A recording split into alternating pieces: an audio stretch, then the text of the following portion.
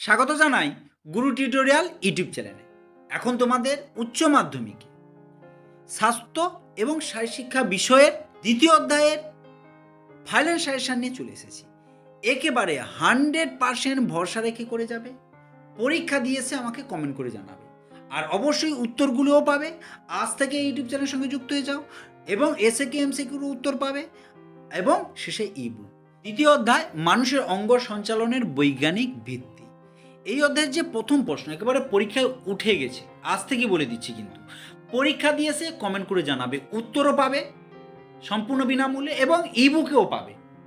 ইবুকটি গত বছর যেভাবে পেয়েছো 100% কমন এসছে, এবছরও পাবে। নিউটনের প্রথম গতিসূত্রটি লেখো, খেলাধুলার উপরে নিউটনের প্রথম গতিসূত্রের প্রয়োগ আলোচনা করো। আর দ্বিতীয় প্রশ্ন, প্রথম প্রশ্ন একেবারে উঠে গেছে। এই দ্বিতীয় অধ্যায় থেকে দুটি প্রশ্ন পড়বে পরীক্ষায়।